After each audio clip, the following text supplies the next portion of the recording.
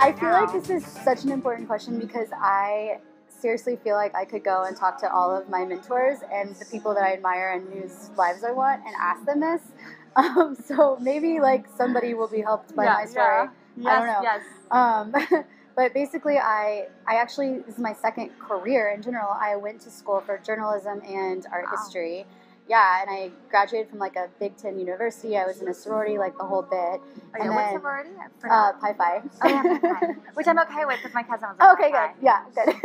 Yeah. It was like totally another lifetime. That was, I don't even want to say how many years ago now. Jeez.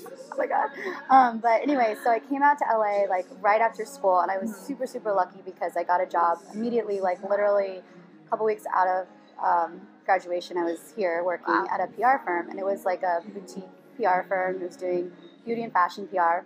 Wow, that's like this. I'm sorry. This it was is, like I'm a sorority girl, so I can say this, but it's like a sorority girl dream. Yeah, exactly. And I was like working on Robertson Boulevard, and like it was very. Oh my gosh, it was like paparazzi outside of my office every day, and I was kind of miserable because I knew that I wanted to be an interior designer, and I had a really great boss, and I made some really good friends there.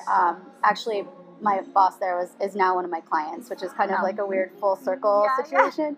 But I would just sort of like flip through Domino magazine, and which was a big thing at the time, and think about like where can I go to design school, and like I'd go and like fill out applications, and eventually the recession hit, and we were kind of going on a little bit of a break. Like we were thinking about we would have to downsize the firm where I was working, and I was like, this is my time. Like I'm gonna go back to school. This is my time. I did. And you're like, sorry about the recession. Right. This is awesome. Seriously. This is my moment. I just took it. I was like moment. 23. I remember feeling so old at 23, which, I mean, seriously, come on. Like, you were like, I'm a college graduate. Yeah. I thought that I was like in my career for life. And I was like, I can't believe that I'm going back to school. Like, I thought I was done with that forever. I didn't think I was going to grad school ever or anything. Yeah.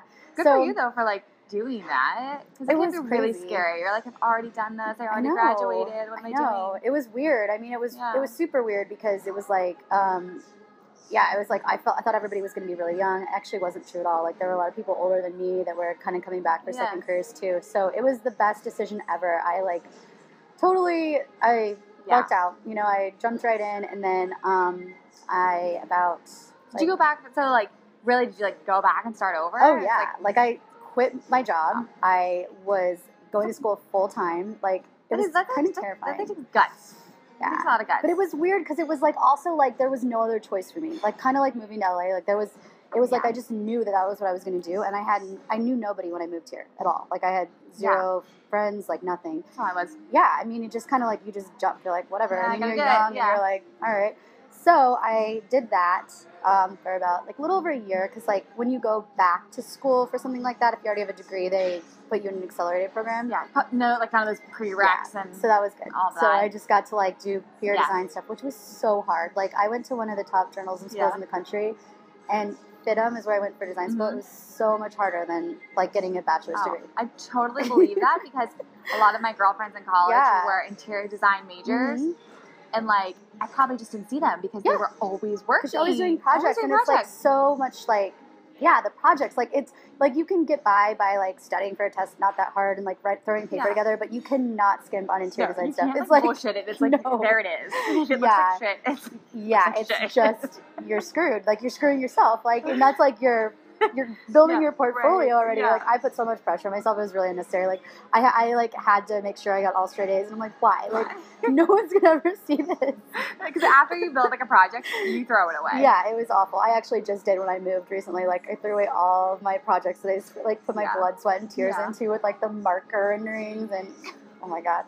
But anyway, so while I was in design school, I was perusing design blogs, and at the time, like the design blogs weren't nearly as awesome as they are now. Like there wasn't a lot out there, and I remember going to this one blog, and I saw like a flyer for like this Designers Guild meeting or whatever it was called, and the picture on it like just stood out to me because it was just like a little vignette of like a credenza and some artwork, and I was like, where is that? Like I need to go there. That is my style, you know. And so I totally crashed this meeting. Like I wasn't a designer yet. I was in school, and like I went there, and I just introduced myself to the owner of the design studio, and her assistant. Yeah. And then, like, we just chatted and, like, had some rosé and, like, Always helps. And I was just the random person there, but it was fun. Did you introduce yourself as if you were a designer? Yeah, I kind of was just like, I don't even know what I was thinking. Like, honestly, it was really silly. And then, this is the long version of the story, but soon after that, my apartment at the time, it was like this little 1920s Art Deco apartment in Beverly Hills that I loved. It was like my first little bachelorette pad, but it was all like IKEA and thrift store finds, obviously, because I was a student. Yeah, so that was featured on Apartment Therapy because one of my friends from FITM had started writing for them and was doing like the house tours. So the girl who was the assistant at the place that I went and crashed, she saw it, and then she called me up because they were looking to hire somebody.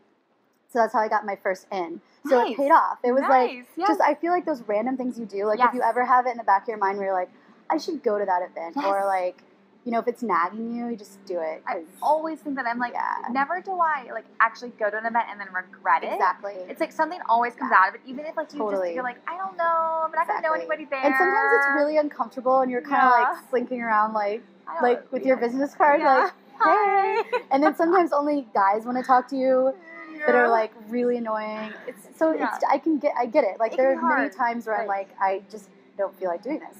You know? Just go. Yeah. Just go. That's my advice. So that was the beginning. That was the beginning. So that was like your first job then when you went out of your second bout of school. Yeah. Okay. So it started part-time, then it turned into full-time, and I ended up being the first project manager this firm had. It was a firm called House of Honey. They're fabulous. They do really cool, like, vintage, eclectic, whimsical stuff, and I was so grateful for that opportunity. It was like, it was really everything. It was like a springboard, you know? Yeah. And I really learned there how to own a design firm because I was working, you know, directly like under the owner, and really had a lot of responsibilities that this is like a trend in my life, like jumping into a job that I'm like not actually prepared for and like shouldn't have all of those responsibilities, and then it's like sink or swim, and then you just have to figure it out. Just have to figure it out. Yeah, that's what it was.